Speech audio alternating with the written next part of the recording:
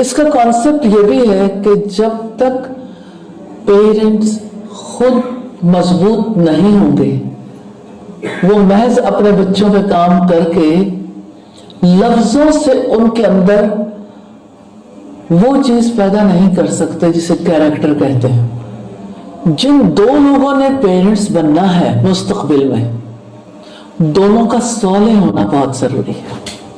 अगर सालिहियत की बुनियाद ना हो तो हमेशा फिर तकलीफ रहती है, क्योंकि उसके असरात आने वाली नस्लों पे पड़ते हैं। अच्छे पेरेंट्स बनने के लिए सबसे पहले अच्छी बॉन्डिंग जरूरी है। अगर बॉन्ड अच्छा नहीं बनता, माँ बाप के आपस के ताल्लुकात अच्छे नहीं होते, बाहमी मोहब्बत नहीं होती, ये रिश्ता बायस सुकून नहीं होता, पेरेंटिंग अच्छी नहीं हो सकती। तरबियत औलाद पर इसका गहरा असर मुरतब होता। इंसान को देखें कि उसकी नेकी भी ऐसा नहीं होता कि आपने आज एक काम किया है तो कल आपको उसका फल मिल जाएगा। तो आह को चाहिए एक उम्र असर होने तक, ये तो एक उम्र चाहिए जिसमें कॉन्टिन्यूसली माँ बाप को बिजी रहना पड़ता है और ये काम करने पड़ते हैं। फिर अल्लाह ताला की रहमत के साथ वो नस्ल तैयार चाहते हैं। पेरेंटिंग डेफिनेटली लर्न करने की चीज है, प्री बर्थ भी, आफ्टर बर्थ भी। बच्चे छोटे हैं, बड़े हैं और बड़े हैं, हर एज ग्रुप के चैलेंजेस फर्क होंगे, लेकिन ऑब्वियसली अगर हम एक तरीके का तय कर लेंगे कि आज इस एज ग्रुप को हम ज्यादा हैंडल करेंगे तो हम मैक्सिमम वो क्वेश्चंस ले सकेंगे या किसी एक खास एंगल को। अच्छा, टॉपिक से बाहर इसलिए हम क्वेश्चंस को इंकरेज नहीं कर रहे होते हैं कि गो की जिंदगी में बहुत सारी पूछने वाली चीजें होती हैं, लेकिन बात यह है कि हम जिस चीज के हवाले से सीखने के लिए बैठे हैं हम उस पर बात करें तो ज्यादा बेहतर होगा। ये क्वेश्चन आंसर्स आपकी तरफ से भी होंगे, ये क्वेश्चंस आप भी अपने सवालात पूछ सकते हैं। अगर आपने सवाल पूछना होगा तो किस तरफ आके पूछना है जी? एग्जैक्टली अगर एक दफा खड़े होकर बता दें प्लीज, तो हम कहाँ से अगर आपको सवाल पूछना चाहते हैं तो कहाँ खड़े होकर पूछेंगे जी? इस जगह पर रेड स्पॉट है, ओके सॉरी, क्योंकि नई जगह तो मुझे भी आज नहीं पता, तो इसलिए ये रेड मार्क है। तो आप कोई भी सवाल पूछना चाहें तो आप तशरीफ ला सकते हैं अपनी बारी पर, आप जरूर सवाल पूछें, रेलिवेंट टू द टॉपिक पूछें। आपका सवाल बहुत सारे लोगों के लिए इंशाअल्लाह जवाब होगा। ये session as it is YouTube पर भी जा रहा है। आपकी बहुएं, बेटियां, कोई ऐसे लोग आप चाहते हैं, क्योंकि इंसान को समटाइम बड़ा फायदा हो रहा होता है किसी चीज का जवाब सुन के, लेकिन फिर उसका दिल तड़पता है कि नहीं फना को भी जरूर होना चाहिए था, आज उसको जरूर सुनना चाहिए था। तो अल्हम्दुलिल्लाह वो यूट्यूब पर भी इसको लाइव सुन सकते हैं। हम यूट्यूब से भी क्वेश्चंस ले रहे होते हैं, लेकिन इंकरेजमेंट ऑब्वियसली उन लोगों को ज्यादा करते हैं और चांस उनको ज्यादा देते हैं जो आपके सामने बैठे होते हैं, क्योंकि आपका हक फाइक है। कोशिश होगी कि अगर आपके सवालात इतने ना हुए तो फिर हम वहां से ये सवाल ले सकें। और अल्हम्दुलिल्लाह रब्बिल आलमीन इकराम ने किया, लेकिन अल्हम्दुलिल्लाह रब्बिल आलमीन जहाँ उस्ताज़ा की काविशों को हम देखते हैं तो एक बहुत उनकी पर्सनालिटी का फिगर है, जो एट्रीब्यूट है वो ये है कि वो कोई भी बात जब इसका जवाब देती है तो कुरान और सुन्नत के पैराए से बाहर नहीं जाती, उसमें अपनी राय शामिल नहीं करती, चाहे वो कुरान और हदीस को पढ़ाने का मामला हो, चाहे वो जिंदगी के किसी भी तरबियत का पहलू हो। तो अल्हम्दुलिल्लाह रब्बिल आलमीन हमें इस सेशन में डायरेक्ट उनसे सीखने का मौका मिलेगा कि कैरेक्टर एजुकेशन के हवाले से जो उनकी एक्सपर्टीज है, जो काम उन्होंने जिंदगी में किया, जो जिंदगी के तजर्बात हैं, वो पेरेंटिंग के हवाले से इंशाअल्लाह बिस्मिल्लाह हम इस सेशन में सीखेंगे। तो एक दफा मैं आने वाले तमाम मेहमानों को दोबारा अहलन व सहलन मरहबा कहना चाहती हूँ और आप सबसे दरख्वास्त करना चाहती हूँ कि इंशाअल्लाह बरकत की दुआ करें कि हमारा मिल बैठना अल्लाह ताला कबूल करें और हम अपने मुआशरे के लिए और अपने घरों के लिए कुछ बेहतर यहाँ से सजेशंस लेके, नसीहत लेके, पॉइंट्स लेके उठेंगे जो हमारे लिए नफामंद हो। जज़ाकल्लाह खैर उस्ताज़ा, एक दफा आपका फिर अल्हम्दुलिल्लाह रब्बिल आलमीन। उस्ताज़ा रूट्स एंड वेट्स, और हमेशा बड़ी कंसेप्चुअल टॉपिक्स रखती हैं, सिलेक्शन बहुत अल्हम्दुलिल्लाह आपकी टॉपिक्स की बेहतरीन होती है।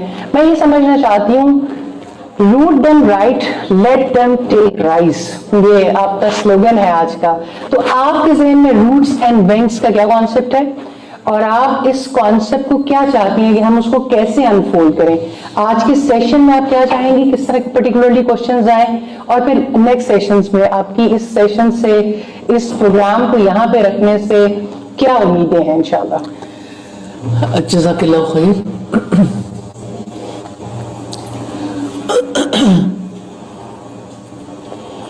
سب سے پہلے تو موضوع پہ بات کرنا چاہوں گی میں.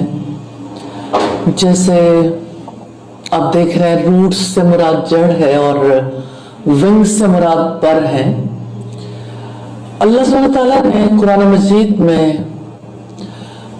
مومن کی جو مثال دی ہے اس کے بارے میں رسول اللہ صلی اللہ علیہ وسلم نے سوال کیا تھا صحابہ کرام سے کہ مومن کی مثال کے لیے اللہ تعالیٰ نے جس درخت کے بارے میں تذکرہ کیا وہ کس چیز کا درخت ہے. تو صحابہ کرام کہنے لگے اندرائن کا درخت. کسی نے کہا فلاں صحرائی درخت، فلاں درخت، فلاں درخت.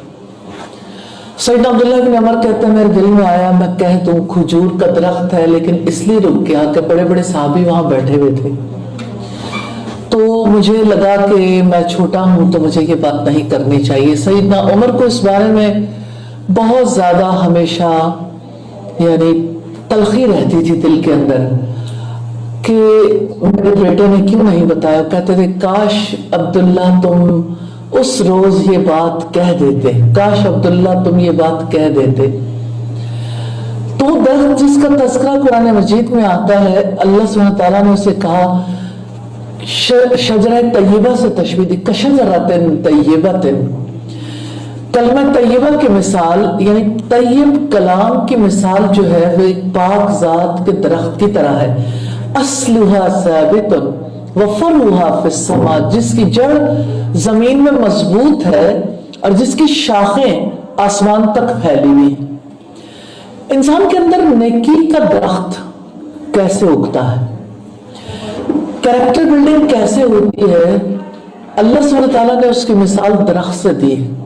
اور آپ کو پتہ ہے کھجور کا درخت ہر حال میں اس کی ہر چیز، اس کی گٹھلی، اس کی شاخیں، اس کا تنا، اس کی کوئی چیز ایسی نہیں جو کارآمد نہ ہو.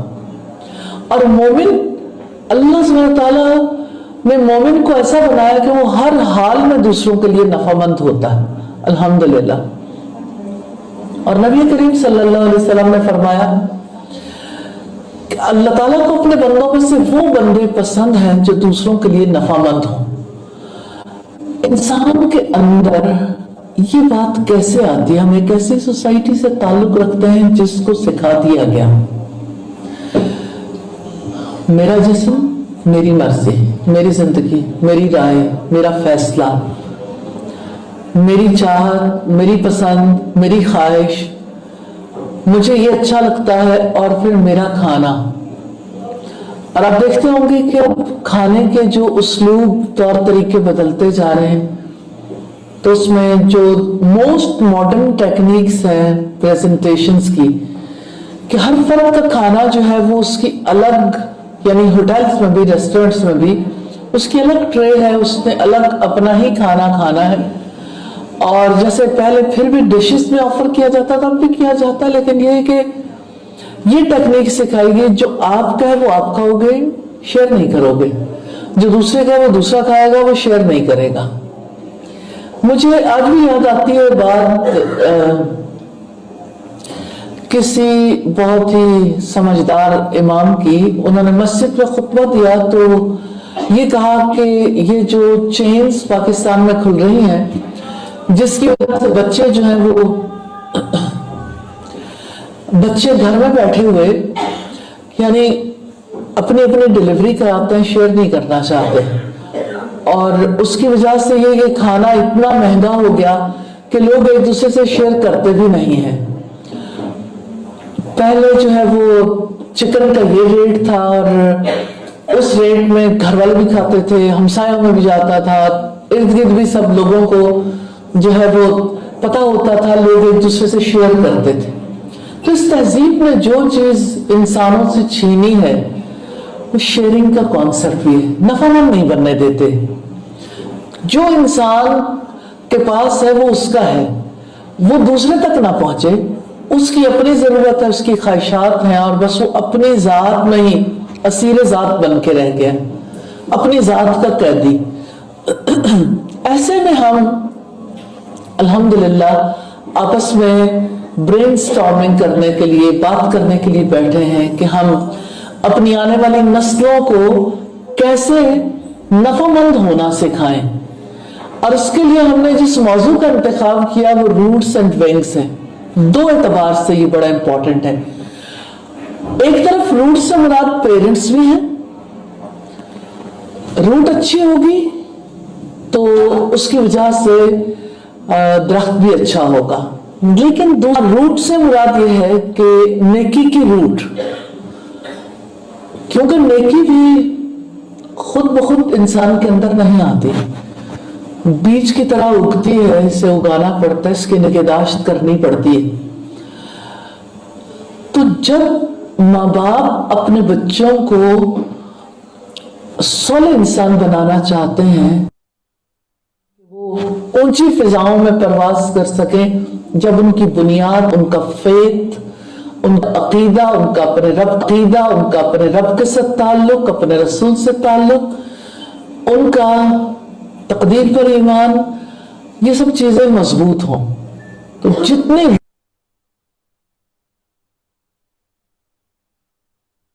موقع ملتا ہے. اور اگر روٹ سٹرونگ نہ ہو تو آپ نے دیکھے ہیں حشرات الارض کو دیکھا ہے، زمین کے کیڑے جو زمین سے ہی کچھ کھا لیتے ہیں اور رینگتے زندگی بسر کر کے چلے جاتے ہیں. آج دیکھا وہ یہ کہ انسان بس زمین پر رینگتے ہی زمین کے نیچے چلے جائیں، جبکہ اللہ سبحانہ وتعالیٰ نے جو دین ہمیں دیا ہے وہ دین ہمیں اونچی پرواز کرنا سکھاتا ہے. تو یہ اللہ تعالیٰ کی بڑی رحمت ہے کہ ہم مل بیٹھے ہیں تو ہم اپنی نسلوں کے بارے میں، اپنے آنے والوں کے بارے میں بھی، اور جو موجود ہیں ان کے بارے میں بھی سوچیں کہ اب اس وقت ان کی روٹ کیسے سٹرونگ ہو اور کس طرح سے وہ اونچی اڑان اڑنے کے قابل. دوسری اس کا کانسیپٹ یہ بھی ہے کہ جب تک پیرنٹس خود مضبوط نہیں ہوں گے، وہ محض اپنے بچوں پہ کام کر کے لفظوں سے ان کے اندر وہ چیز پیدا نہیں کر سکتے جسے کیریکٹر کہتے ہیں. الفاظ انسان کو بہت کچھ سکھاتے ہیں، الفاظ ذریعہ ضرور بنتے ہیں، لیکن کردار کسی کے عمل کو دیکھ کر حقیقت میں اپنا اثر ظاہر کرنے کے قابل ہوتا ہے. اسی وجہ سے اللہ سبحانہ تعالیٰ نے محمد رسول اللہ صلی اللہ علیہ وسلم کو مثال بنایا کہ اگر آپ یہ دیکھنا چاہتے ہو کہ ایک بت پرست معاشرے کے اندر جہاں بیٹیوں کو زندہ دفن کیا جاتا ہے، جہاں سود کھایا جاتا ہے، جہاں پہ انسانوں کو غلام بنایا جاتا ہے، جہاں شراب پانی کی طرح استعمال ہوتی ہے، جہاں انسانیت کی کوئی قدر و قیمت نہیں ہے، آپ ہی کے اندر ایک ایسا انسان ہے جس کا مائنڈ اللہ سبحانہ وتعالیٰ ریسیٹ کرتے ہیں، سوچ کا وہ انداز سے کھاتے ہیں جو انسان کی فطرت کے مطابق ہے. تو جب اس کی ذات میں تبدیلی آتی ہے تو محمد الرسول اللہ، کہ محمد اللہ کے رسول ہے، والذین معہ، اور جو لوگ ان کے ساتھ ہیں، اشداء علی الکفار رحماء بینہم، کہ وہ کافروں کے لیے شدت پسند ہیں اور آپس میں رحیم اور شفیق ہیں. تو یہ بنیادی سچ نہیں بنوا سکتے، اس کے لیے آپ کو سچا ہونا پڑتا ہے. کسی کو کہہ کے آپ رحم دل نہیں بنا سکتے، کسی کو اس کے لیے آپ کو رحم دل بننا پڑتا ہے. کسی کو کہہ کے آپ حیا نہیں سکھا سکتے، اس کے لیے آپ کو حیا اپنے کیریکٹر میں لانی پڑتی ہے. اسی طرح سے اللہ کی محبت ہے، اللہ کی معرفت ہے، پہچان ہے، اور اللہ کے لیے جینا ہے، آپ لفظوں سے کسی کو نہیں سکھا سکتے. یہ سب چیزیں کسی کے عمل سے سیکھی جاتی ہیں. تو پیرنٹس کو وہ مضمون خود سیکھنا ہے اور پھر اپنی نسلوں کو سکھانا ہے انشاءاللہ ہوتا. اور دوسری طرف اپنے بچوں کی روٹ کو سٹرونگ کرنا ہے، یعنی ان کا فیتھ، ان کا اللہ سبحانہ تعالیٰ کی ذات پر یقین، اور ان کی کنسسٹنسی. یعنی ایک دفعہ نہیں، 2 دفعہ نہیں، زندگی بھر کے لیے ایک طریقہ کار کو اختیار کرنا ہے. تو یہ کیسے ممکن ہوگا؟ انشاءاللہ تعالی ہم انہی سیشنز میں یہی ڈسکشن کریں گے. آنے والے کل میں کیا ہوگا اللہ سبحانہ تعالیٰ جانتے ہیں. ابھی پہلا سیشن ہے اور جب نیکسٹ سیشن آئے گا تو رمضان ہوگا، اور اس کے بعد اللہ تعالیٰ نے چاہا تو یہ مہینے کے بعد یا اس سے پہلے جیسے بھی ہوگا یہ سلسلہ انشاءاللہ تعالی ہم اللہ سے دعا کرتے ہیں اللہ تعالیٰ اس سلسلے کو جاری رکھے اور ہمیں موقع دے کہ ہم اپنی نسلوں کی فکر کریں اور اس سوسائٹی کی بیٹرمنٹ کے لیے ایسے ہیومن بینگز کو تیار کریں کہ جس کی وجہ سے یہ معاشرہ صالح ہو جائے اور جس کی وجہ سے اللہ سبحانہ تعالیٰ ہم سے راضی ہو جائے. جی جزاک اللہ خیر. ویسے آپ بات کری تھی دوستوں، مجھے یہ خیال آ رہا تھا کہ شاید یہ اس ادارے کا بھی حق ہے اور باقی لوگوں کا بھی، کیونکہ مسلسل لوگوں کے اوپر جانے کا سلسلہ جاری ہے اور انفارچونیٹلی بہت بڑی جگہ نہیں ہے جہاں پہ ایک جگہ پہ ہم سب بیٹھ سکتے ہیں، آواز سب سن پا رہے ہیں، لیکن آبویسلی انشاءاللہ اگر وہ بھی سوال پوچھنا چاہیں گے وہ نیچے آ کے پوچھ سکیں گے. تو ایسا بھی ہو سکتا ہے استاذہ رمضان آنے سے پہلے آپ بحریہ کو ویکلی وقت دے دیں.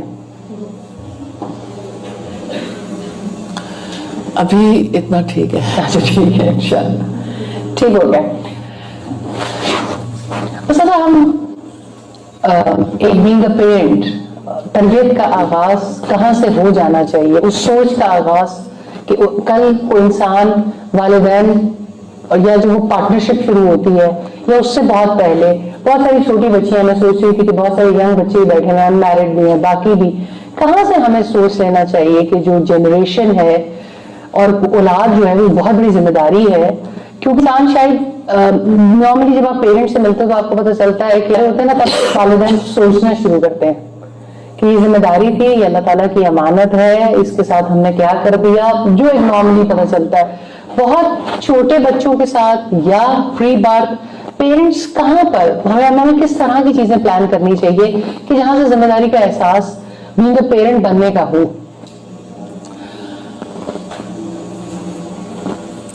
پارٹنرشپ سے، یعنی جب دو افراد کا باہمی تعلق جڑتا ہے، بانڈنگ، نکاح. اللہ کے رسول صلی اللہ علیہ وسلم نے فرمایا 4 چیزیں جن کی بنیاد پر رشتے کیے جاتے ہیں: حسب نسب، مال جمال اور دینداری.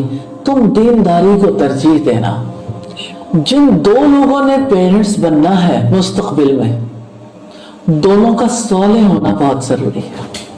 اگر صالحیت کی بنیاد نہ ہو تو ہمیشہ پھر تکلیف رہتی ہے، کیونکہ اس کے اثرات آنے والی نسلوں پہ پڑتے ہیں. اس لیے میں سمجھتی ہوں کہ، اور ہم سب کو سمجھنا چاہیے کہ مستقبل ان کی تعلیم و تربیت کے لیے آج کام کرنا چاہیے. مستقبل کے ماں باپ کے لیے بیفور ٹائم انہیں وہ سب کچھ سکھانا چاہیے جس کی وجہ سے وہ اچھے پیرنٹس بن سکیں. بالکل. اور اچھے پیرنٹس بننے کے لیے سب سے پہلے اچھی بانڈنگ ضروری ہے. اگر بانڈ اچھا نہیں بنتا، ماں باپ کے آپس کے تعلقات اچھے نہیں ہوتے، باہمی محبت نہیں ہوتی، یہ رشتہ باعث سکون نہیں ہوتا، پیرنٹنگ اچھی نہیں ہو سکتی. تربیت اولاد پر اس کا گہرا اثر مرتب ہوتا. اس وجہ سے اس بانڈ کے لیے جب پہلے کوشش کی جائے پھر یہ نسلوں تک بات جاتی ہے. الحمدللہ رب العالمین. پہلی چیز جو ماں کو سکھانی چاہیے اپنی اولاد کو یا باپ کو سکھانی چاہیے وہ کیا ہونی چاہیے فرام ویری اسٹارٹ؟ دیکھیے، میں یہ سمجھتی ہوں کہ بچے کے وجود میں آنے سے پہلے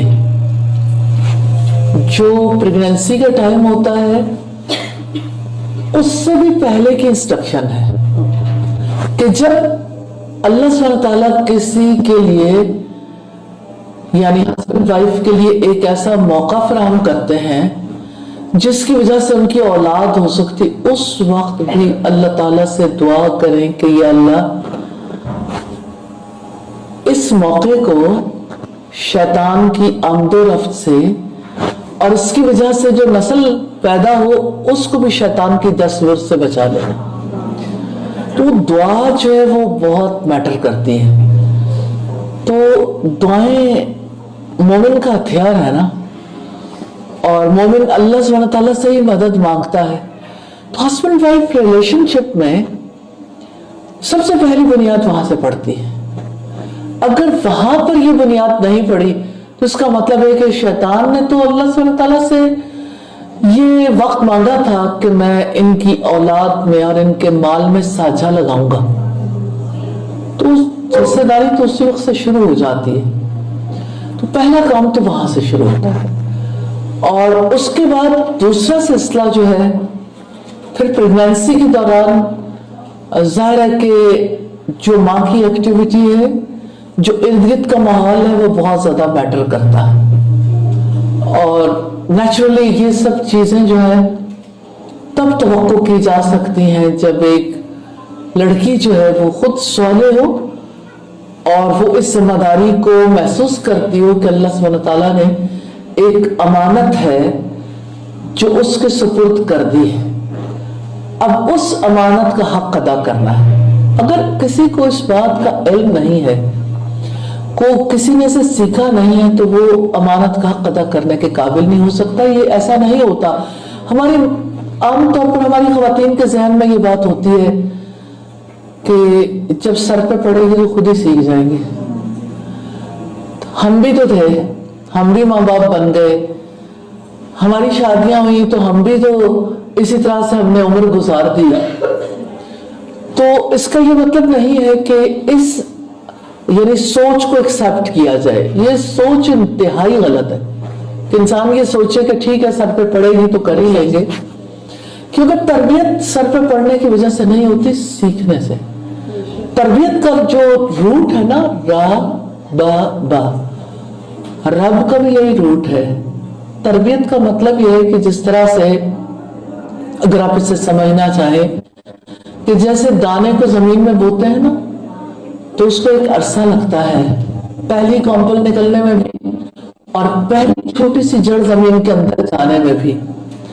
پھر جب وہ پودا بڑھتا ہے گریجولی اس کی نشو و نما ہوتی ہے سٹیپ بائی سٹیپ. پہلی کمپل نکلتی ہے تو پورا تراور درخت نہیں بن جاتا. ہم چھوٹے میں تو ہمیں بہت شوق تھا کہ ہم آم کا پودا لگائیں, ہر دفعہ وہ پودا جل جاتا تھا. کبھی ہم اس میں کامیاب نہیں ہو سکے کیونکہ 2 پتے اس کے نکلتے تھے اور اس کے بعد 2 پتوں کے بعد آگے ہمیں پتہ نہیں تھا, تو وہ 2 پتے نکلنے کے بعد ختم ہو جاتا تھا. تو میں سوچتی ہوں کہ کتنے ہی لوگ ہیں جو پیرنٹنگ کو, تربیت اولاد کو بس 2 پتے نکلنے کا عمل سمجھتے ہیں. یہ 2 پتے نکلنے کا عمل نہیں ہے. ایک درخت جس وقت یعنی آپ دیکھیے باغات لگتے ہیں نا, تو باغات میں پیوند کاری بھی ہوتی ہے, یعنی چھوٹے چھوٹے پودے ہوتے ہیں لیکن اس کو خاص طور پر اورنجز کی جو پیوند کاری ہوتی ہے اس کی وجہ سے زیادہ عمدہ پھل مل جاتا ہے. تو دوسرے پودے کی کلم لا کے لگائی جاتی ہے تاکہ وہ بہتر درخت بن سکے, یعنی اگنے کے بعد بھی, کیونکہ اس کے آگے بڑھنے کے امکانات اتنے اسٹرانگ نہیں ہوتے جتنا کہ اس کی جب قلم لگائی جاتی ہے تو اس کے امکانات بڑھ جاتے ہیں. رسول اللہ کے ہاں بھی لوگوں نے اسی طرح پیوند کاری, اسے پیوند کاری کا عمل کہتے ہیں, پیوند کاری کی. تو آپ صلی اللہ علیہ وسلم نے فرمایا یہ سب کیا ہو رہا ہے, آپ لوگ کیا کر رہے ہیں؟ تو لوگوں نے سمجھا شاید یہ کوئی اچھا کام نہیں ہے. انہوں نے پیوند کاری چھوڑ دی تو پھر فصل کم ہوئی. تو اللہ کے رسول نے پوچھا کہ آپ یہ بتاؤ کہ فصل کیوں کم ہوئی کھجور کی, کیا وجہ بن گئی؟ تو انہوں نے کہا کہ پہلے تو ہم پیوند کاری کرتے تھے لیکن چونکہ آپ نے اچھا نہیں سمجھا تو ہم نے کہا شاید یہ کام ہی غلط ہے اس لیے ہم نے چھوڑ دیا. تو آپ صلی اللہ علیہ وسلم نے فرمایا کہ ایسا نہیں ہے کہ آپ ہر کام میں اپنی طرف سے فیصلہ کر لو, بلکہ جو کام یعنی دنیا کے معاملات سے متعلق ہیں, جو اس میں زیادہ ایکسپرٹ ہیں, وہ لوگ جو اوپینین دیں اس کے مطابق آپ کام کرو. تو پھر لوگوں نے دوبارہ پیوند کاری کی. میرے کہنے کا مطلب یہ ہے کہ بیج کو درخت بننے تک کے عمل میں کتنی سٹیجز آتی ہیں. آپ کچھ درخت دیکھتے ہیں کہ جو کچھ سالوں میں جو ہے وہ بھرپور درخت بن جاتے ہیں، لیکن کوئی درخت ایسا ہوتا ہے جس کو 20 سال 30 سال بھی لگ جاتا ہے. مثال کے طور پر چلغوزے کا درخت ہے. چلغوزہ جو ہے پاکستان میں کچھ عرصہ پہلے سے نایاب ہو گیا، کیونکہ سوات اور ہمارے جو اپر ایریاز ہیں وہاں پر یعنی حالات ایسے ہو گئے تھے جس کی وجہ سے وہ درخت کاٹ دیے گئے، اور پھر سیلابوں کی وجہ سے بھی کچھ ناگزیر حالات کی وجہ سے بھی تو چلغوزے کے درخت غائب ہو گئے. اور جس وقت یعنی چلغوزے کا ریٹ جو ہے وہ 18,000 روپے پر کلو تک 20,000 روپے پر کلو تک پہنچ گیا. تو اب یہ کہ وہ اس وقت سے بھی جو درخت لگے 10-15 سال پہلے بھی جو درخت لگے تھے ابھی وہ پھل دینے کے قابل نہیں ہوئے. 30 ایئرز چاہیے اس کو، اس کے بعد وہ درخت پھل دینے کے قابل ہوتا. تو انسان کو دیکھیں کہ اس کی نیکی بھی ایسا نہیں ہوتا کہ آپ نے آج ایک کام کیا ہے تو کل آپ کو اس کا پھل مل جائے گا. تو آہ کو چاہیے ایک عمر اثر ہونے تک. یہ تو ایک عمر چاہیے جس میں کنٹینیوسلی ماں باپ کو بزی رہنا پڑتا ہے اور یہ کام کرنے پڑتے ہیں. پھر اللہ تعالیٰ کی رحمت کے ساتھ وہ نسل تیار ہے. الحمدللہ. الحمدللہ. آپ کا کوئی بھی سوال ہو کسی کا بھی تو آپ آگے تشریف لا سکتے ہیں اور سوال پوچھ سکتے ہیں. اس میں نے نارملی دیکھا ہے کہ جب بچے بہت چھوٹے ہوتے ہیں، پرسوں ایک خاتون سے ملاقات ہوئی جو بہت کنسرن تھی. جیسے ہماری گھرانوں کی زندگی ہم سب کا ایک لائف سٹائل ہے، اسی طرح کا لائف سٹائل اب اچانک ایک دادی کی ایج میں جا کے انسان کو یہ خیال آ جائے. نارملی ایسا ہوتا ہے کہ جب انسان ایک اویئرنیس کی ایج میں آتا ہے، نانی دادی بنتا ہے، تو اچانک ان کو خیال آتا ہے کہ جو نئی نسل ہے اس کو اب جو ہماری اگلی نسل ہے اس کو بچانے کی کوشش کی جا رہی ہوتی ہے. پرسوں میں خاتون سے ملاقات ہوں کہ کہنا تھا کہ میری بہو کو سمجھائے کہ یہ بچی کو اسکولنگ کہاں سے کروائے. اچھا، بہت ہمیں پتہ چلتا ہے کہ ہمارے پاس بہت ساری ایسی جگہ اویلیبل نہیں ہے جہاں پر ہم اگر اللہ تعالیٰ کے بتائے ہوئے طریقے کے مطابق بچوں کی تربیت کرنا چاہتے ہیں تو ہمیں ملتا نہیں ہے. کوئی ایسے ریسورسز نہیں ملتے، کوئی ایسے سینٹرز ملتے، اسکولز نہیں ملتے کہ جہاں ہم ان کو اگر چلانا بھی چاہتے ہیں تو وہ اس راستے پہ چل سکیں. تو ماں کا جو کردار ہے، مجھے ایسا لگتا ہے کہ جیسے ہم تھوڑے سے بچے ہوتے ہیں تو بچوں کو ہم اسکول میں داخل کروا دیتے ہیں، سمجھتے ہیں تربیت وہاں سے ہوگی، تربیت وہاں سے بھی نہیں ہو رہی. ماں کیا چیزیں سیکھ سکتی ہے اپنی اولاد کے لیے؟ ویری پریکٹیکل ٹپس کہ جو چیزیں وہ لرن کریں. اگر اللہ تعالیٰ نے اس کو ماں بننے کا موقع دیا ہے، یہ اللہ تعالیٰ نے اس کو سعادت دے دی، کیونکہ نارملی اس ایج میں جو ہمارے پاکستانی بہویں ہوتی ہیں بہت اسٹرگلنگ ایج سے گزر رہی ہوتی ہیں. خاندان، سسرال، کھانے پینے، مہمان، تو بچہ جو ہے وہ فلی اگنورڈ ہو رہا ہوتا ہے. اس کی آپ چند ضروریات تو پوری کر رہے ہوتے ہیں، لیکن وہ جو بالکل ایسی ایج ہوتی ہے جس وقت اس کو بہت زیادہ ضرورت ہوتی ہے. آج صبح میری کسی سے بات ہو رہی تو میں نے کہا جی بیٹی، 2 بچے ہیں ان کے، تو انہوں نے کہا کہ جی بیٹی ماشاءاللہ اب ایک الگ گھر میں ہوتی ہے. میں نے ان سے پوچھا اچھا تو پھر وہ بچوں کی تربیت کے لیے کیا کرتی ہیں؟ انہوں نے کہا کچھ زیادہ نہیں، کھانا پکانے والے بھی گھر میں ہیں، صفائی کرنے والے بھی ہیں، تو تھوڑا بہت اٹھ کے وہ سپرویژن کر لیتی ہیں ملازموں کے اوپر. تو میں نے کہا تربیت کے لیے وہ کیا خاص چیزیں سیکھ رہی ہے؟ کہنا ان کا یہ تھا کہ وہ نانی اور ینگ نانی ہے بہت. ان کا کہنا یہ تھا کہ بچہ بہت شرارتی ہے. جب میں نے تھوڑا زیادہ انویسٹیگیٹ کیا تو پتا چلا، میں نے کہا آپ چیک کریں بچہ زیادہ شرارتی ہے، ہائپر ایکٹیو ہے، یا خدا خاصا آٹزم کی طرف جا رہا ہے، جو باتیں آپ بتا رہی ہیں. بڑی ڈیبیٹ ہوئی. تو جب میں نے ان کی والدہ کی روٹین پوچھی تو وہ ایک کیجول سی روٹین تھی کہ اپنے بچے کو کھانا بھی دے دیا، پینا بھی دے دیا، اس کی باقی ضروریات کا بھی خیال کر لیا، لیکن اس کی مینٹل گروتھ، اس کی اسپرچل گروتھ، اس اسٹیج پہ اس کو کن چیزوں کی ضرورت ہے. یہ والی چیز آپ کو ینگ پیرنٹس میں، نیو پیرنٹس بڑی مسنگ نظر آتی ہے. اس کے بارے میں آپ کیا ایڈوائز کرنا چاہیں گی؟ کہاں سے سیکھیں؟ پہلی بات تو یہ ہے کہ یہ سمجھنے کی ضرورت ہے کہ انسان بنیادی طور پر صرف جسم نہیں ہے جس کو کھلایا جائے، پلایا جائے، پہنایا جائے، یا اس کو ایک جگہ سے دوسری جگہ موو کیا جائے، یا صرف جسم کی ڈیزائرز ہیں یا ضروریات ہیں ان کو پورا کیا جائے. انسان جسم بھی ہے، انسان روح بھی ہے، اور انسان کا ذہن بھی ہے. اللہ سبحانہ تعالیٰ نے انسانوں کے بارے میں فرمایا وَنَفَخْتُ فِيهِ مِن رُوحِي، میں نے اس میں اپنی روح پھونکی ہے. اور اللہ تعالیٰ نے انسان کو جو عقل عطا کی ہے تو یہ 3 چیزوں کا مرکب ہے انسان، مائنڈ، باڈی اینڈ سول. تو اس کو سمجھنا بہت ضروری ہے. جیسے چھوٹا بچہ ہے، جیسے وہ آپ دیکھیے پہلے دن سے ہی اس کے بارے میں سارے ڈاکٹرز کیا اور گھر والے کیا، سب لوگوں کو یہ پتا ہوتا ہے کہ بچے کو کیا کھلانا ہے، کیا پلانا ہے، یہ چیز دی جا سکتی ہے نہیں. اور اگر نہ پتا ہو تو لوگ اس بارے میں ضرور پتا لگانا چاہتے ہیں، کیونکہ بچہ ایک تو خود اپنی ضرورت کے لیے، اس کی طلب کے لیے روتا بھی ہے.